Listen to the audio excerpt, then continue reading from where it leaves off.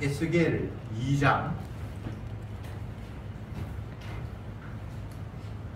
1절부터 마지막 절까지 보도록 하겠습니다. 에스겔 2장 1절에 그가 내게 이르시되 인자야 일어서라 내가 네게 말하리라 하시며 말씀하실 때 그 신이 내게 임하사 나를 일으켜 세우시기로 내가 그 말씀하시는 자의 소리를 들으니 내게 이르시되 인자야 내가 너를 이스라엘 자손 곧 패역한 백성 나를 배반하는 자에게 보내노라. 그들과 그 열조가 내게 범죄하여 오늘날까지 이르렀나니 이 자손은 얼굴이 뻔뻔하고 마음이 강팍한 자니라. 내가 너를 그들에게 보내노니 너는 그들에게 이르기를 주 여호와의 말씀이 이러하시다 하라. 그들은 패역한 족속이라. 듣든지 아니 듣든지 그들 가운데 선지자가 있는 줄을 알지니라. 인자야 너는 비록 가시와 찔레와 함께 처하며 정갈 가운데 거할지라도 그들을 두려워 말고 그 말을 두려워할지어다. 그들은 패역한 족속이라도 그 말을 두려워 말며 그 얼굴을 무서워 말지어다. 그들은 심히 패역한 자라. 듣든지 아니 듣든지 너는 내 말로 고할지어다. 인자야 내가 너에게 이르는 말을 듣고 그 패역한 족속같이 패역하지 말고 너 입을 벌리고 내가 너에게 주는 것을 무어라 하시기로. 내가 보니 한 손이 나를 향하여 펴지고 그 손에 두루마리 책이 있더라. 그가 그것을 내 앞에 펴시니 그 안팎에 글이 있는데 애가와 애곡과 재앙의 말이 기록되었더라. 아멘. 아멘. 에스겔 2장을 읽었는데 1장의 내용은 하나님께서 선지자에게 환상을 보여주셨습니다. 우리가 모양을 그리기에도 이상한 독특한 그런 환상. 쉽게 이야기하면 하나님이 천사를 보여주셔서 그가 앞으로 어떤 일을 할 것인가에 대한 심판이죠. 을 환상으로 보여주셨고 2장에서는 음성이 들려와서 하나님께서 주신 말씀을 백성들에게 듣든지 안 듣든지 무조건 전해라. 그렇게 해서 하나님의 선지자가 지금도 살아있다. 하나님의 말씀이 지금도 살아있다라는 것을 그들에게 전해야 한다. 알려주어야 한다. 이런 말씀들이 2장의 내용입니다. 말씀이 시작되면서 하나님께서 독특하게 에스겔에게 인자야 일어서라 내가 네게 말하리라 이렇게 시작이 됩니다. 인자라는 표현들이 굉장히 낯설죠. 예수님이 자기 자신을 인자가 이렇게 말씀을 하신 것을 생각해 보면 지금 에스겔 선지자는 장차 오실 예수님의 역할들을 하는 것으로 그렇게 이해하시면 쉽습니다. 예수님과 에스겔이 같은가? 그건 아닌데 그냥 그림자니까요. 굳이 하나님께서 에스겔에게 그냥 에스겔아 이렇게 말씀하시면 되는데 인자야 라고 말씀하신 이유가 신약시대에 예수님께서 자기 자신을 인자는 이렇게 말씀하심으로 말미암아 구약의 이 에스겔의 역할들이 장차 오실 예수님의 역할들을 하는구나 그렇게 이해를 하시면 된다. 그 말씀을 제가 먼저 드리고요. 하나님께서 무엇을 말씀하시는가? 3절에 내가 이르시되 인자야 내가 너를 이스라엘 자손 곧 패역한 백성 나를 배반하는 자에게 보내노라. 그들과 그 열조가 내게 범죄하여 오늘날까지 이르렀다.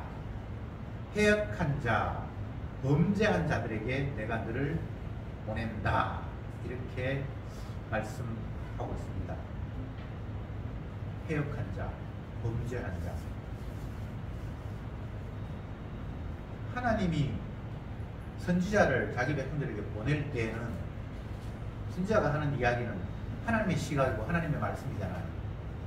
하나님이 세상을 향해서 바라보는 시각은 패역했다, 범죄했다 너희들은 완전히 죄악에 뒤덮여 있다 라는 것이 일관된 하나님의 시각입니다.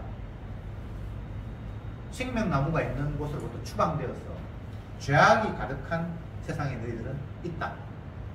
그러니까 그 안에서는 무엇을 해도 그게 죄 말고는 다른 게 안 되는 거예요.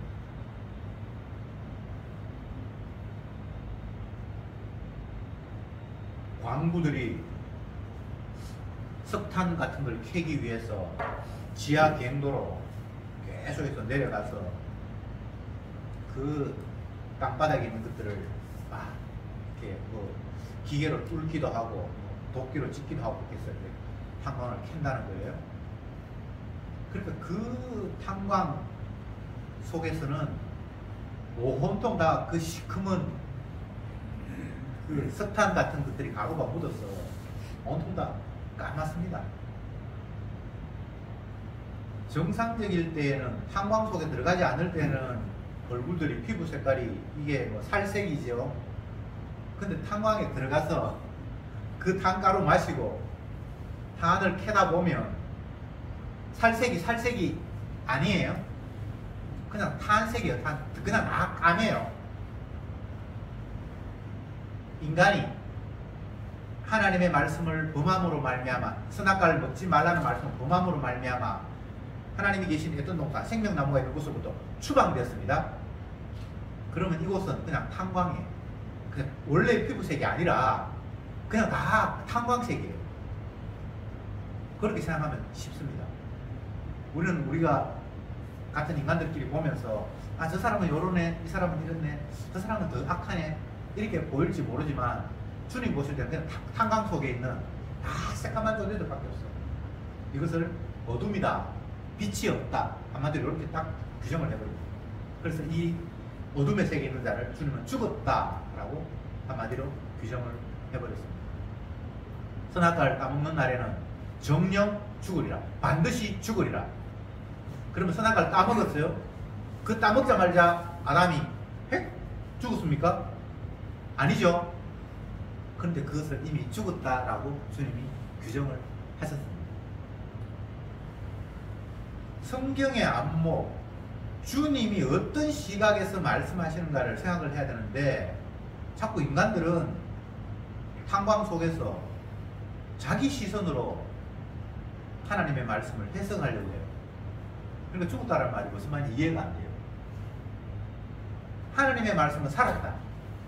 아니, 말씀이 뭐 살아있으니까 말씀이 기록이 됐으니까 우리가 그냥 해석을 해서 말씀대로 순종을 해야 말씀의 의미가 있지. 이 말씀 자체가 살아있다는 게 말이 안 되죠. 근데 그건 인간의 시각이에요. 하나님의 말씀은 살아있어요. 그러면 우리는 죽었어요. 말씀은 살아있고 우리는 다 죽었어요. 선악과 다 먹어서 정령 죽으리라 해서 그 죽음 속에 다 있어요. 그런데 살아있는 말씀이 죽은 우리를 끌고 다니면서 말씀이 생생하게 살아있다는 걸 확인시키기 위해서 모든 피조물들을 다 움직이고 계십니다. 해와 달과 별을 움직이고 식물을 움직이고 강물을 흐르게 하고 바다를 출렁이게 하고 우리를 이곳저곳 다니게 하고 이게 하나님의 말씀이 살아있어서 일어나는 현상입니다. 하나님이 계신다는 것을 어떻게 알 수 있습니까? 하나님 맞습니까? 이런 질문들을 사람들이 할 수 있죠. 그런데 하나님의 말씀에 의하면 네가 지금 움직인다는 자체가 하나님께서 움직이기 때문에 하나님 살아있다는 증거야. 태양이 지금 떠 있는데 그 떠 있다는 것이 태양을 움직이는 분이 지금 살아서 태양을 밝힌 거야. 성경에는 그렇게 이야기하고 있어. 근데 안 믿는 사람은 그게 무슨 말이냐고. 계신다면 내 눈에 보여주든지 내가 뭘 요청하면 그걸 이루든지 그렇게 해야 그걸 살아있다고 하지. 이렇게 또 반문을 하겠죠. 그 반문 자체가 탄광 속에서 바라보는 시각이지 주님의 관점에서 바라보는 시각이 아니에요. 다시 본문으로 돌아가서 하나님께서 에스겔에게 인자야 라고 부르시면서 음성을 들려주셨습니다. 이 백성들은 해역하고 나를 배반했고 범죄로 가득했다. 4절에 이 자손은 얼굴이 뻔뻔하고 마음이 강팍한 자니라. 내가 너를 그들에게 보내노니 너는 그들에게 이르기를 주 여호와의 말씀이 이러하시다 하라.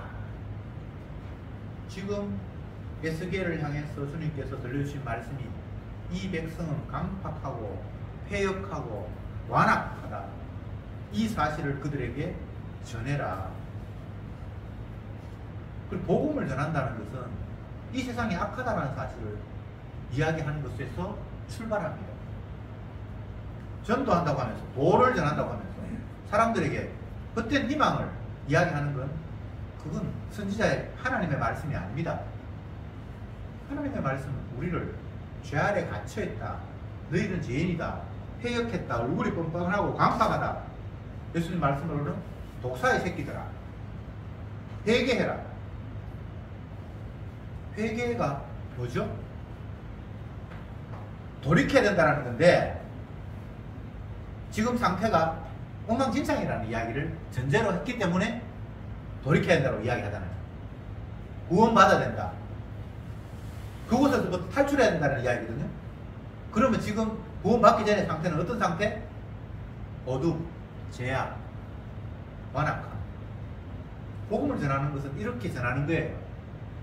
이 세상이 주님의 심판 가운데 놓여 있습니다. 그냥 어두운 새카만 탄광입니다. 여기에는 누구도 더 나은 사람이 있거나 더 훌륭한 사람이 있거나 그렇지 않습니다. 이미 생명이 없는 가운데 갇혀 있어서 그냥 죄의 소굴에 우리가 놓여 있습니다. 저도 당신도 예외가 아닙니다. 무엇을 내가 해서 착한 일을 할 수 있다는 것 자체가 그건 하나님의 시각이 아닙니다. 이렇게 복음이 시작이 돼야 되겠죠? 신약이 되었던 구약이 되었던 하나님의 시각에서 뱉어지는 선지자와 사도들의 이야기는 이 세상을 죄로 규정하고 사람을 완악한 자로 심판받을 자로 규정하면서 말씀이 시작이 됩니다. 만약 여기서 출발하지 않는다면 그건 거짓말이에요. 예를 들어서 아이고 자매님 참 훌륭하시네요. 이렇게 뭔가 시작이 되면 그건 처음부터 사기꾼입니다. 훌륭한 사람이 어디 있습니까? 미국이 대통령 선거한다 그러는데 우리나라 신문이 왜 그렇게 요란한지 뭐 바뀌었다 그러고 그런 생각, 여러분들 그런 뉴스를 들으면 어떤 생각이 들어요? 미국이 우리나라하고 비행기 타고 가지고 12시간 가야 있는 저 한 멀리 있는 나라인데 그게 대통령이 3개월 후에 누가 되는지 그게 우리에게 그렇게 관심이 대상이 된다는 게 좀 우습지 않습니까? 파리에 올림픽 한대요. 물론 뭐 자기 자녀들이 올림픽에 선수로 나갔다든지 그게 뭐 생계를 그은 사람들은 그게 관심이 대상이 될지 모르지만 뭐 우리나라를 소개하는데 북한으로 소개했다 그러고 뭐. 이런 뉴스를 들으면서 여러분 어떤 생각이 듭니까? 4절 제가 다시 볼게요. 이 자손은 얼굴이 뻔뻔하고 마음이 강팍한 자라. 방금 제가 이야기했던 뉴스에 나오는 이야기들에 우리가 관심을 기울일 이유가 얼굴이 뻔뻔하고 마음이 강팍한 증거예요. 여당이 어떻고 야당이 어떻고 이런 데 관심이 있는 게 얼굴이 뻔뻔하고 마음이 강팍한 거예요. 특별히 어떤 행동을 해서 강팍한 게 아니고 우리는 죄 가운데 놓여있기 때문에 뭘 해도 다 그게 강팍한 거예요. 우리의 일상이 얼굴이 뻔뻔하고 강팍한 거예요. 주님의 관점에서 바라보면. 그래서 네 말이 악하다 내 말이 악하다 네가 말을 왜 독하게 하노? 다 독한 말이에요. 주님 보실 때는. 근데 우리는 이런 시각을 갖지 않죠. 아, 저 사람 진짜 말 못되게 하네. 지도 못되게 해요. 강팍함 속에 우리는 놓여있어요. 뻔뻔함 속에 다 놓여있어요. 5절에 그들은 패역한 족속이라. 듣든지 아니 듣든지 그들 가운데 선지자가 있는 줄을 알지니라. 패역한 족속. 패역했다, 강팍했다, 얼굴이 뻔뻔하다. 모든 표현들이 다 구제불능이라는 말이에요.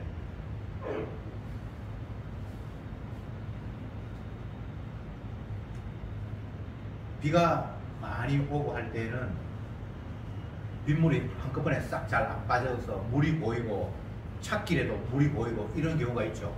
그러면 어떤 사람들이 맨홀 뚜껑을 이렇게 열어서 그걸로 빗물이 빠지도록 하는 그런 경우가 있습니다. 근데 아이들이 뛰놀다가 맨홀 뚜껑이 열린 줄도 모르고 평소에 딱 뛰어있으니까 마음대로 뛰놀다가 그 구멍에 빠져버렸어요. 그러면 그 어린 아이의 수준에서 그 맨홀 뚜껑을 스스로 빠져서 땅 위로 올라올 수가 없어요. 누군가 끄집어내주지 않으면 그는 그냥 끝나는 거예요. 에덴 동산에서 추방된 인간, 다시 에덴 동산으로 돌아갈 수 없는 천사가 지키고 화염금이 지키는 그 상황을 맨홀 뚜껑에 빠졌다라고 그렇게 이해를 하세요. 그리고 우리 스스로는 그 길을 빠져나올 방법이 없습니다. 맨홀 뚜껑 이야기했는데 맨홀 뚜껑은 구멍이 열려서 빠졌지만 구멍이 다시 열려있지만 지금은 에덴 동산 가는 길이 차단돼서 맨홀 뚜껑이 아예 닫혀버렸어요. 우리는 그 가운데 있어요. 그걸 주님은 뻔뻔하다, 강팍하다, 패역하다라고 이야기하는 거예요.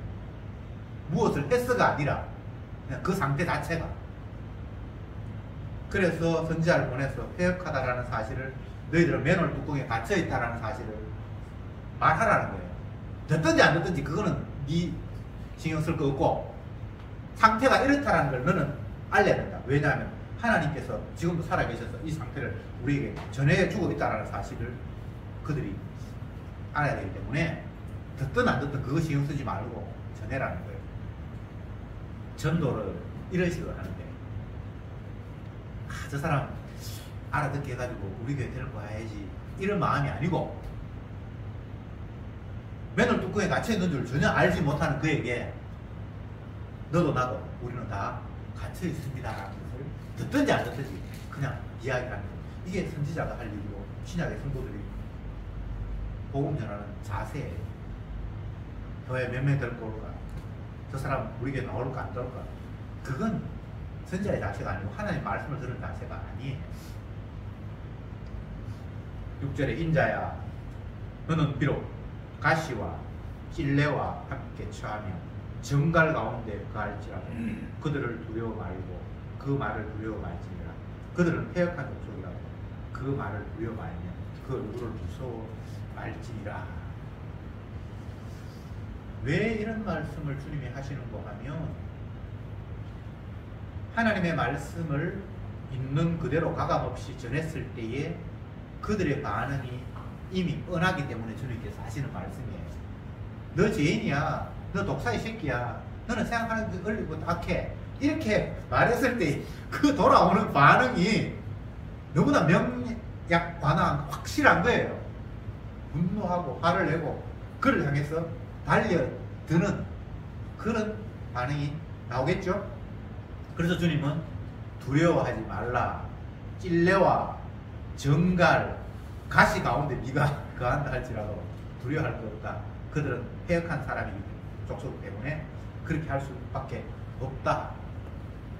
선지자를 통해서 하나님이 네가 가감없이 내 뜻을 전했을 때에 돌아오는 반응이 어떨 것이라는 것도 미리 다 알려주셨어요. 이걸 알고 우리는 복음을 전하는 거죠. 어느 선지자를 통해서도 주님 똑같이 얘기해요. 이사야를 통해서 네가 복음을 전하는데 그들은 전혀 네 말에 기울이지 않을 거다. 듣기는 들어도 깨닫지 못하고 보기는 보아도 알지 못할 거다. 주님이 이미 그렇게 말씀을 하고 전하라고 했어요. 듣든지 안 듣든지 하나님이 살아계신다는 걸 너는 이야기해야 됩니다. 오늘날 전도도 똑같은 거예요. 그 돌아올 반응이 이미 성경에 나와 있어요. 찔레, 가시, 정갈 가운데 네가 거한 것 같다. 예수님이 사람들로부터 미움을 받아서 죽임을 당한 이유가 뭡니까? 그들을 악하다고 규정했기 때문에. 성경에 그렇게 되어 있죠? 너희 하는 모든 행사가 다 악이다. 그렇게 말했기 때문에 결국은 죽임을 당한 거예요. 그걸 뭐 가시, 찔레, 여기에 정갈 가운데 너희들이 놓여 있다. 그것이 이상하다고 생각하지 마라. 그들은 마음이 이미 폐역했기 때문에 당연히 그런 반응이 나올 수밖에 없다. 그렇지만 너는 두려워할 것 없다. 여기서 계속 두려워할 것 없다라는 말은 두려워할 상황이 만들어진다는 이야기예요. 근데 육의 관점에서 두렵고 영의 관점에서는 두려울 거 없습니다. 이미 죽었는데 에스겔은 이미 인자 죽은 자인데 저와 여러분들은 이미 그리스도와 함께 십자가에 못 박혔나니 갈라디아서 2장 20절 내가 그리스도와 함께 이미 십자가에 못 박혔나니 십자가에 못 박혔다는 말은 죽었다는 말이에요. 맞죠? 이미 죽었대요. 그리고 내 안에 사는 것은 그리스도다. 이미 죽었는데 뭐 두렵다라는 게 무슨 의미가 있습니까? 제가 들은 이야기 가운데 참 의미 있는 것이 갑자기 떠올라서 제가 잠깐 말씀을 드릴게요. 교도소에 가면 제일 인간 취급 못 받는 게 사기, 강간 이런 범죄를 저지르고 들어온 사람은 교도소에서도 완전히 그 찌끄레기처럼 야비한 사람처럼 취급을 받는데요. 저것들끼리도 아마 죄 등급이 있는가 봐. 교도소 안에서도 강간, 사기 이게 제일 핫바리로 취급을 받는답니다. 인간 취급 못 받는답니다. 교도소에서. 그런데 제일 무서운 사람은 조폭이나 주먹이 센 사람이 아니라 이미 사형 선고를 받은 사람이 제일 무섭답니다. 그 사람은 아무도 갈지를 못해. 이미 죽을 날짜가 이제 언제 죽을지 모르는데 그 사람들은 몸이 뭐 힘이 강하거나 하지 않아도 그냥 그 사람이 한마디 하면 조폭, 두목 그런 사람들도 벌벌 매면서 순종을 한답니다. 이 자연스러운 질서래. 제가 그 이야기를 들으면서 이미 죽을 사람 같은 사람은 더 이상 조폭의 위협이 두려움이 된다 안 된다? 안 된다.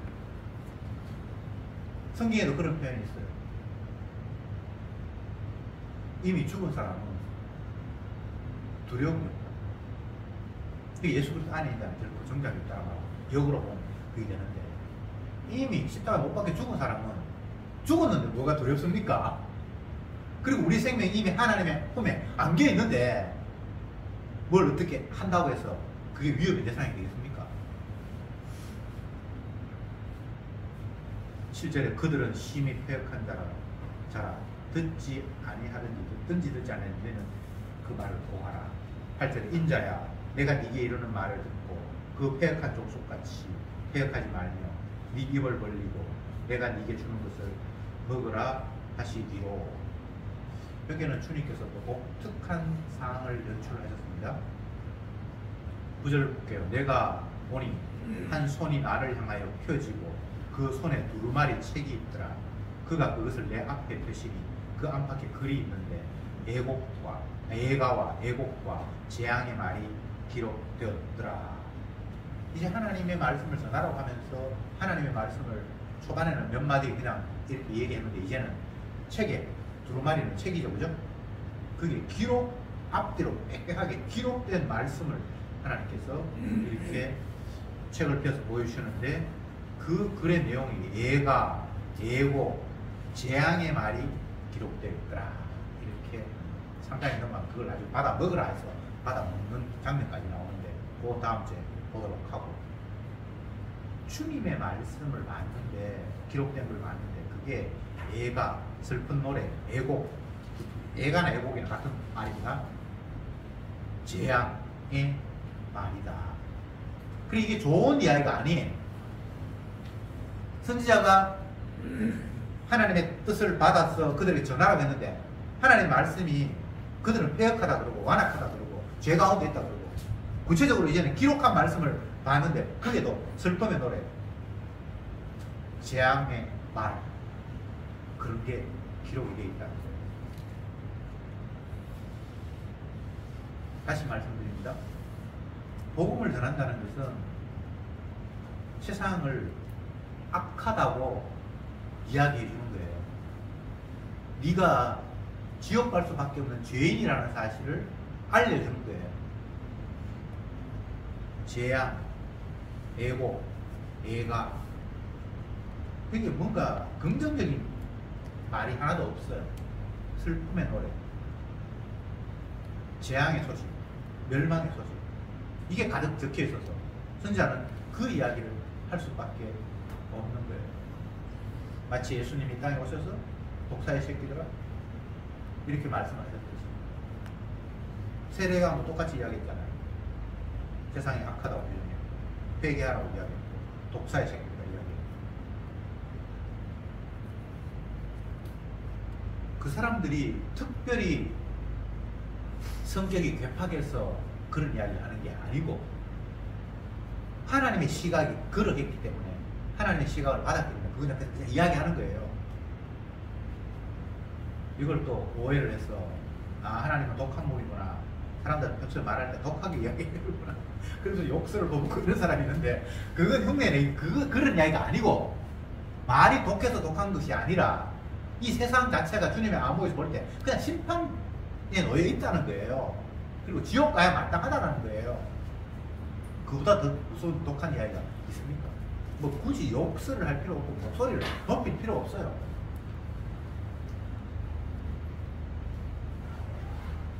주님은 세상을 이렇게 보셨습니다. 이것 외에 다른 안목은 성경에는 없습니다.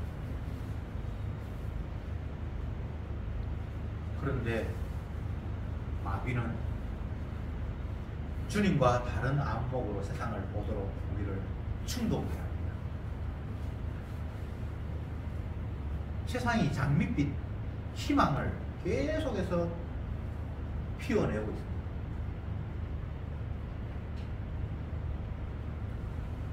세상에서 부러움의 대상이 되는 큰 부자라든지 학술적으로 뛰어나서 노벨상을 받았거나 어떤 한 분야에서 최고의 전문가가 되었다든지, 이런 사람들의 주장을 들어보면 이 선지자가 이야기하는 재앙의 말, 애곡의 말, 애가의 말이 아니에요. 어떤 이야기입니까? 희망의 이야기, 뭔가 그럴듯한 이야기. 만약 그들이 세상에서 어떤 사람들에게 칭찬받거나 상을 받거나 하는 부러움의 대상이 되는 사람들이 그 입에서 재앙의 이야기, 심판의 이야기, 애곡의 이야기를 했다면 그 사람은 상을 받거나 칭찬받거나 부러움의 대상이 됐다 안 됐다? 안 됐을 거예요. 근데 왜 그 사람들이 상을 받고 부러움의 대상이 됐느냐 따지고 보면, 하나님의 시각이 아닌 잘못된 시각으로 멸망받은 이 세상에 희망적인 이야기를 하기 때문에 부러움의 대상이 되거나 상을 받는 게 틀림이 없어요. 에스겔 선지자처럼 멸망할 자들이다, 퇴역한 족속이다, 너희들은 노둠이다, 이렇게 이야기했을 때 그들에게 상을 주는 사람이 단 한 사람이라도 있었겠습니까? 없죠. 예수님을 잡아 죽여버립니다. 예수님은 진리를 이야기했는데 사람들이 그걸 받아들이지 못해서 죽여버립니다. 근데 요런 세상이 에덴 동산에서 선악과를 따먹고 난 이후에 한 번도 바뀐 적이 없습니다. 세상 끝날까지 그대로 가는 거예요. 이게 성경의 약속이에요. 그러니까 좋아질 세상이 있다는 것 자체가 성경을 어기는 거예요. 지가 새로 쓴 예언을 쓰는 거예요. 밝은 세상 없습니다. 세상 끝날까지 쭉 가는 거예요.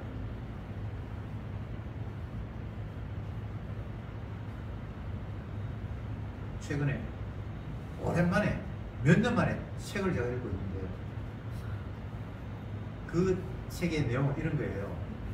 과학적으로 유명한 그런 사람들, 어떤 자기의 주장들이 온 사람들에게 먹혀들어서 상을 받고 했던 이런만 들으면 좀 아는 사람들 다 알만한 그런 세계적인 석학들이 자기가 왜 이런 업적을 낳았으며 어떻게 이곳까지 이르렀는가를 어떤 기자가 질문을 해서 그에게 답 받은 것들을 이제 책으로 묶어 놨어요.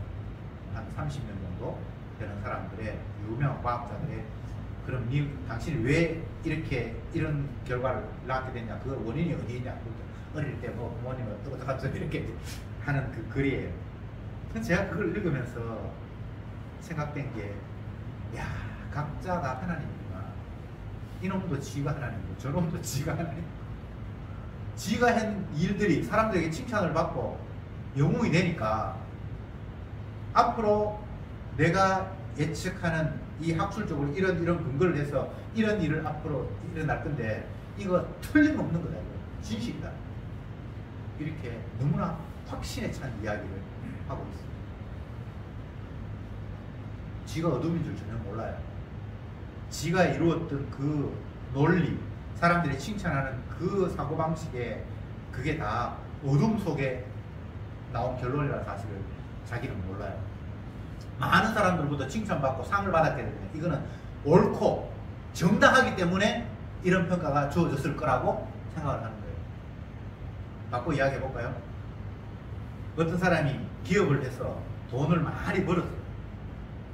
그러면 어떤 사람은 기업을 해서 망했어요. 그러면 그 성공한 사람이 망한 사람을 보면서 어떤 생각을 했을까요?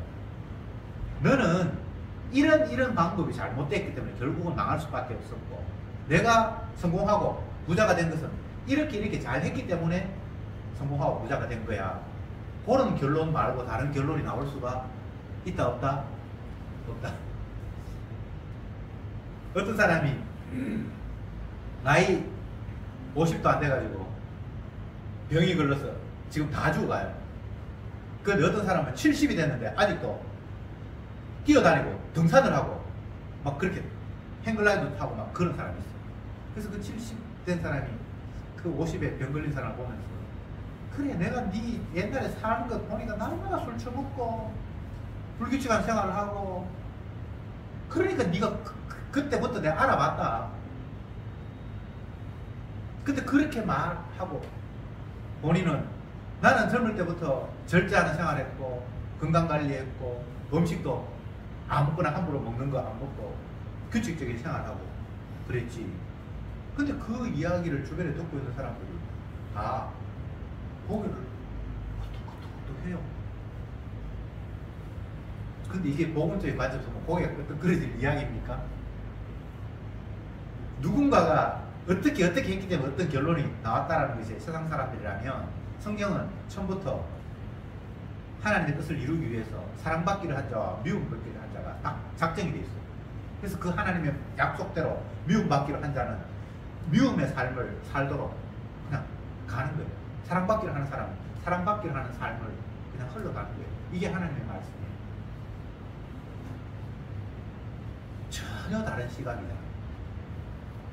내가 어떻게 해서 내 미래가 달라지는 게 없어요. 이미 작정이 돼 있어요. 그가 태어나기도 전에 에서와 야곱이 그 엄마 뱃속에서 태어나기도 전에 어떤 사람은 사랑받기로 했고 어떤 사람은 미움받기로 작정이 됐어요. 그게 하나님의 약속이에요. 아이고 내가 건강관리 열심히 해야 되겠다. 건강관리 열심히 하는 이유가 내 건강하게 해주기 위함이 아니에요.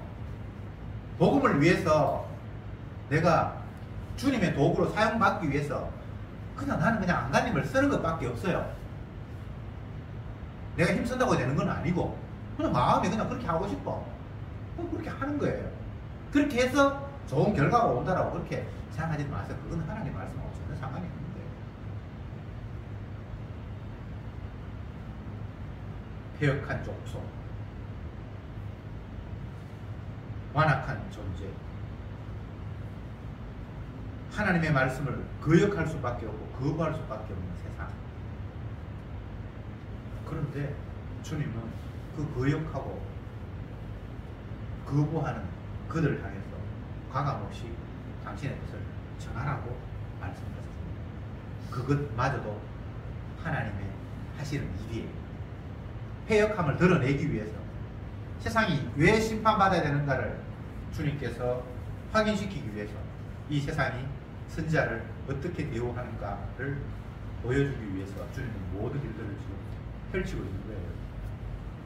이걸 신학적으로 이야기하면 하나님의 아들이 오셨는데 그 하나님의 아들을 죽인 세상. 그래서 그 누구도 하나님이 분노하셔서 세상을 심판하실 때에 이유를 달거나 항변할 수 없는 조건으로 하나님께서 세상을 움직이십니다. 그러니까 주님이 심판하시면 다 머리를 끌 수밖에 없는 거예요.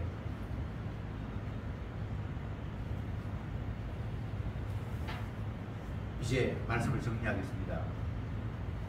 주님이 에스겔을 통해서 명하신 내용은 구약에는 에스겔 선지자에게 특별히 명하신 내용이라고 할 수 있지만 신약으로 넘어오면 모든 성도들에게 주신 명령이 듣든지 안 듣든지 이 세상이 어떠하다는 것을 너희들은 전해라. 그리고 그 일은 어쩌면 찔레와 가시와 정갈에 처하는 그런 환경을 만들 거다. 그러나 너희들은 두려워할 이유는 없다. 이게 하나님의 말씀이에요. 이미 예수 그리스도 안에 감춰진 생명, 이미 우리 육신은 죽었고 뭐 두려워할 게 없어요. 이래 죽으나 저래 죽으나. 교도소에서 죽을 날짜 받아온 사형 선고 받은 사람이 그 안에서 제일 대장 노릇한다 그런 것이 성도가 그냥 이렇게 살아가는 거예요. 누가 뭐라 그러든 이미 죽었는데, 그리고 이미 주님 앞에 용서 받았다. 뭘 덜하고 더하고 할 게 아무것도 없어요. 그냥 주님이 주신 말씀대로 전하는 것 말고는 할 게 없는 거예요. 그런데 마귀는 자꾸 또 다른 삶이 있다라고 우리를 유혹하잖아요. 이렇게 하면 조금 더 편안해져. 이렇게 하면 더 네가 행복할 수 있어요. 그건 다 거짓말입니다.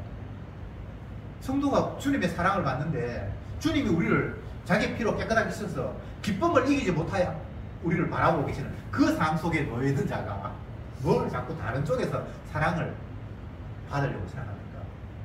세상에서는 우리가 사랑받는 존재가 못됩니다. 미워할 수밖에 없도록 이미 결정되어 있어요. 세상에서 인정받고 사랑받으려고 하는 생각 그 자체가 마귀적 발상이에요. 내가 이웃에 인정받아야지, 친척 가운데 사랑받아야지. 그건 마귀적 발상이에요. 미워한다고 찌르는 가시가 된다고 얘기했잖아요.